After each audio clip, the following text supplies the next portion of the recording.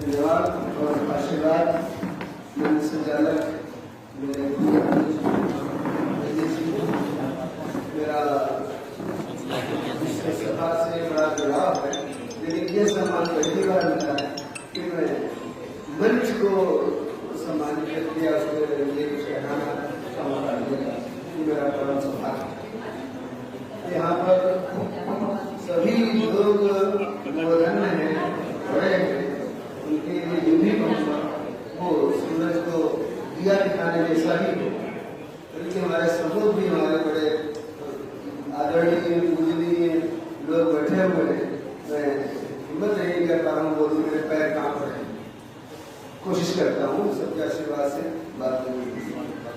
सुल्तान की धरती से आए हुए डॉक्टर साहब इतने दूर से आए हैं, निश्चित रूप से डॉक्टर सारस्वत से उनका निकटस्थ लगाव रहा होगा, वरना तो लोग एक मोहल्ले से दूसरे मोहल्ले में नहीं आते हैं और 50 बहाने ऐसे बताते हैं, उससे बड़ा कोई कारण हो नहीं सकता। तो मैं आपके चरणों में नमन करता हूँ और ये डॉक्टर सारस्वत जी की सिद्धि है, जो उनको सबको लाया है। और किसी ने कहा भी था कि हमारे कम मौकों पर करता है, ये निश्चित रूप से उसी बात का प्रमाण है कि वो लगा। यहाँ की दादा की पूरी धरती उनके कृतित्व से प्रमाण होती है, अंदर भी और बाहर का मैदान भी। यहाँ पर रामचरित मानस मेला जो होता है उसके आगे बढ़ाने में यहाँ का बहुत बड़ा योगदान था और बहुत दिनों तक उन्होंने किया और बड़े ऊंचाइयों पर पहुंचाया।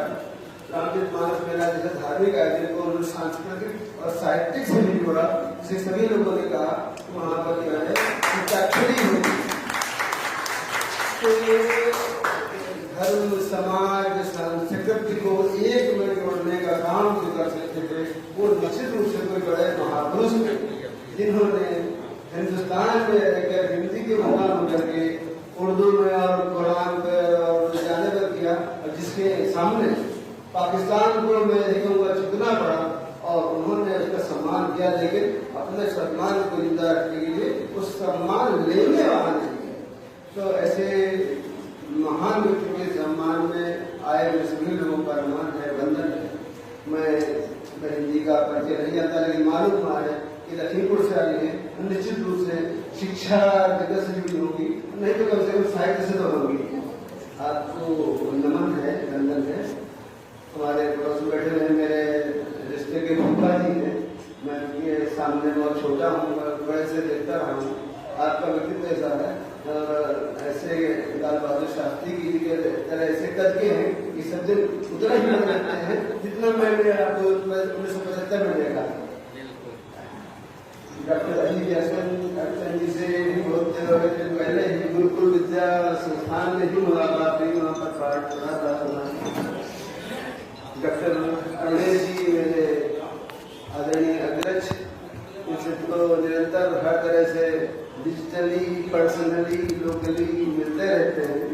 आपके व्यंग्य बाण सभी को चुभते हैं, मैं स्वीकार करता हूँ मुझे कुछ ज्यादा चुभते हैं और मेरे में कमी है। मैं जब चुभते हैं मैं अपनी वेदना व्यक्त कर देता हूँ, उतना मैं सरल नहीं हूँ कि चुभन को भी बर्दाश्त करूँ। ये दुनिया में सब में दोष होते हैं, लोग नहीं स्वीकार करते हैं और मैं शारीरिक रूप से अपने दोषों का स्वीकार करने का साहस रखता हूँ। मेरे ये अनुज इस सभा के अध्यक्ष और इस हिंदी सभा के अध्यक्ष आशीष मिश्र जी से मेरा परिचय, मैं अपना परिचय कितना बताऊँ, इनका बताऊँ कितने बड़े थे। ये शायद 4-5 पढ़ते थे, मैं इनके बड़े भाई मेरे साथ जाता था तो इनसे जीके की बातें करता था, इनको कहता था कि आप, और ये छात्र भी थे। तो ऐसे लोगों से मिलने का, बात करने का सभी का मन करता है, मेरा भी मन करता था और मैं करता था। हो सकता कुछ बातें हमने कही हो, याद हो उनको, और निश्चित रूप से इनके प्रति मेरा भाव सदैव अच्छा रहा।